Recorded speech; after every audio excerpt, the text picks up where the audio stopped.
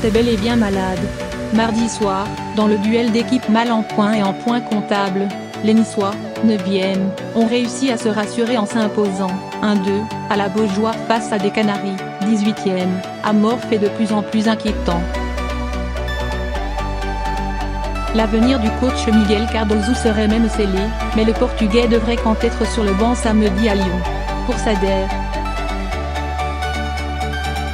l'équipe voulue par le président Kita n'y arrive pas non plus.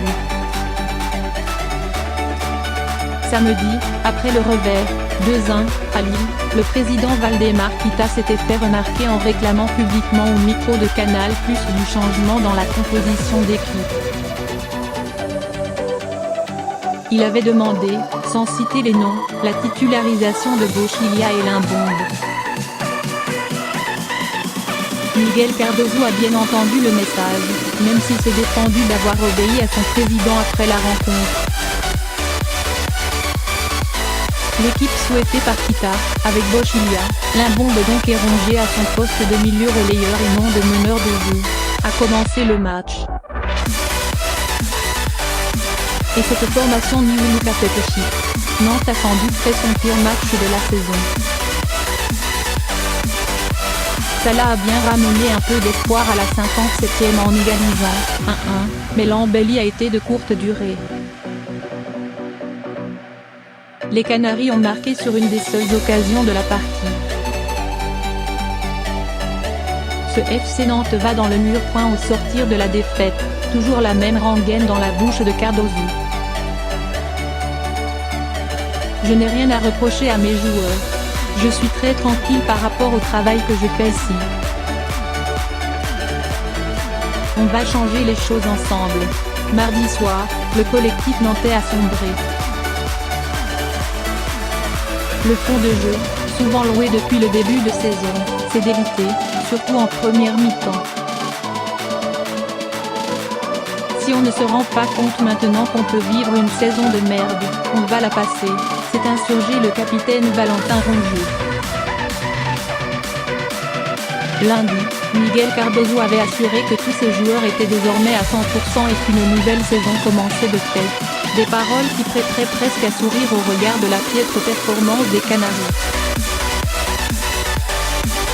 Cardoso, la tête sur le bio, le président Kita ne pourra pas reprocher à son entraîneur ses choix de composition cette fois-ci, mais ce n'est pas pour autant que le Portugais n'est pas en immense danger.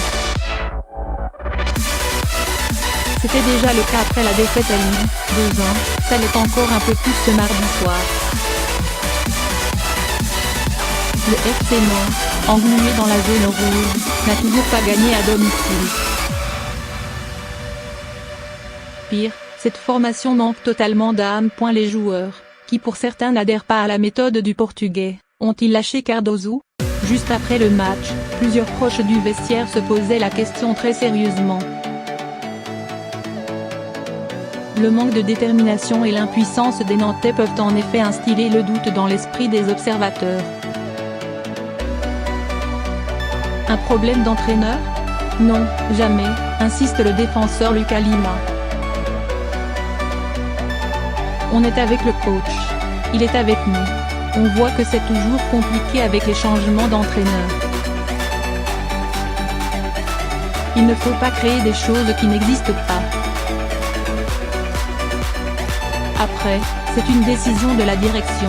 Cardoso devrait être à Lyon, normalement, mais ça sera sa dernière.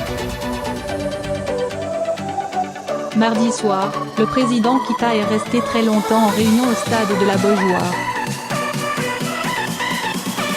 Avec Franck Kita, son fils, il a recueilli de nombreux avis de gens du club et extérieurs au club.